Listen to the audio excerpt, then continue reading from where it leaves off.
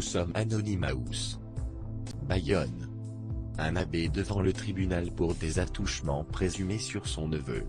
En pleine tempête judiciaire sur des suspicions de pédophilie dans l'église, l'affaire avait, au moment où elle avait éclaté, en 2016, fait grand bruit au sein du diocèse de Bayonne. Un prêtre aujourd'hui âgé de 55 ans, l'abbé Sarah Manant, comparaîtra ce mardi devant le tribunal correctionnel de Bayonne, pour attentat à la pudeur sans violence sur un mineur de moins de 15 ans, indique Sud-Ouest. Dieu est mis en cause dans une affaire d'attouchement présumé, qui remonte à 1990, sur son neveu alors âgé de 12 ans.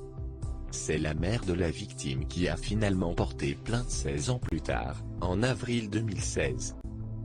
L'évêque du diocèse, Marc Hayet, connu pour ses prises de position contre l'avortement, avait alors suspendu l'abbé Sarah Manant et signalé les faits au parquet de Bayonne. Mais il s'avère qu'il était au courant de l'affaire depuis 2009, puisque le prêtre était venu se confier à lui.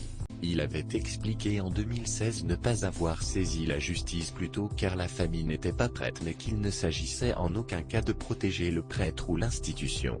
Paris, Jean-Vincent Placé condamné à 3 mois de prison avec sursis pour violence, injure et outrage. C'était un retour sur le devant de la scène médiatique dont il se serait probablement bien passé. L'ancien sénateur Jean-Vincent Placé a été condamné ce lundi à 3 mois de prison avec sursis, et 1 000 € d'amende pour outrage sur personne dépositaire de l'autorité publique, injure à caractère racial, et violence.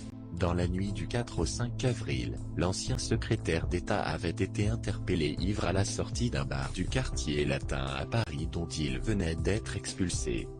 Il s'en était ensuite pris verbalement à des policiers. Lors du procès qui s'est tenu en juillet, le procureur a dénoncé le sentiment de supériorité et le mépris qui s'est exprimé ce soir-là chez l'ancien secrétaire d'État. Il avait requis 6 mois de prison avec sursis à son encontre assorti de 2 ans de mise à l'épreuve pour les faits d'outrage et de violence. Il avait également réclamé 1 000 € d'amende pour les injures à caractère racial. Comment un antiraciste peut tenir des propos racistes? Comment peut-on passer 3 heures d'audience sans évoquer les violences faites aux femmes?